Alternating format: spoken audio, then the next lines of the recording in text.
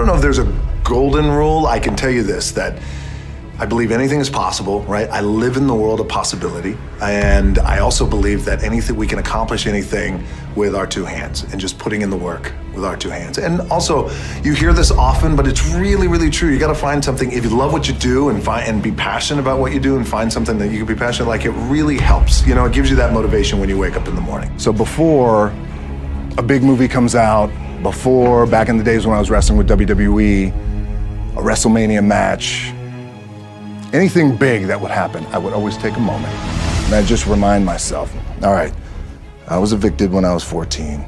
We were kicked off the island. We couldn't live in Hawaii. Had no place to live. A lot of shit happened. Then when I moved to Nashville, I was arrested multiple times by the time I was 16 years old. Like, I remember that. If I were playing on this team, which my skills are, but before I lace up, before I get on the court, before I play in these big games, before I go to the Staples Center, where history is there, those are historic walls there at the Staples Center. I would remember that, and it allows me then to be present in the moment and understand, holy shit, the stuff I have around me right now, this is the shit that I dreamed of when I was a kid. I am here. What helps me is to keep the hard times in the front of my mind, because it allows me to go into these big moments that I've worked my ass off, and you guys have worked your ass off. It allows me to go into these big moments with a different perspective. I had a dream, and that dream was to play professional football. I fell in love with the game of football, played at University of Miami. My goal was to play in the NFL. Again, because we didn't have a lot of money, so I wanted to be the first one to buy my parents a house, buy myself a house. I never lived in a house until I was 29 years old. And the dream didn't come true. I didn't get drafted. I didn't get any offers, nothing. I had to work up in Canada, the Canadian Football League. When I was cut from there, my dad had to come pick me up. And I'll never forget, we were on I-75. He lived in Tampa, came to Miami, got in his pickup truck. We drove up I-75. And I'm 23 years old. I am forced to move back in with my parents, which was, because you want to tackle the world and you have all these dreams. And none of it came true. And it was also hard because all my friends around me, those teammates, they were NFL stars and they became millionaires buying their parents a home. You know, that's the thing, you want to buy your mom a home. Now everything, my production company and all marketing, everything is $7.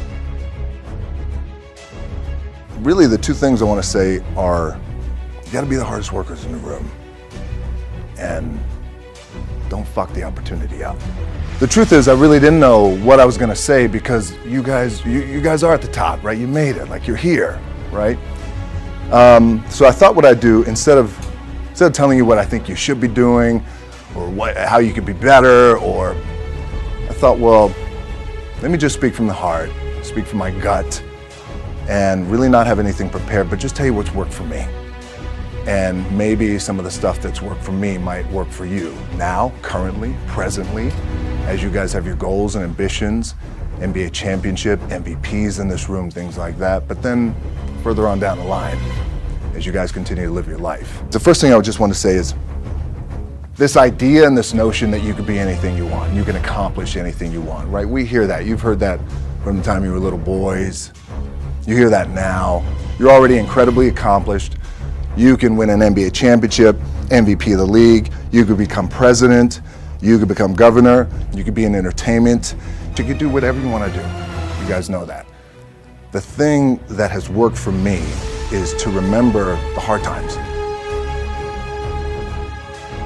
I really need to make a change in my career. I need to be me, and I want to have the kind of career that is a global career. And I said, I'm not quite too sure how we're going to do it, but I need you to buy into the vision with me, and I'm willing to put in the work with my own two hands. As I was telling my agency at that time in Hollywood, they all looked at me like I had three heads. They thought, okay, sure, kind of placating me. And then eventually I'd left them and then decided, you know what? My name is The Rock, and I come from the world of professional wrestling, and I look the way I look, and I talk the way I talk, and I love to work out, and you know what? This is who I'm going to be. And then here I am today.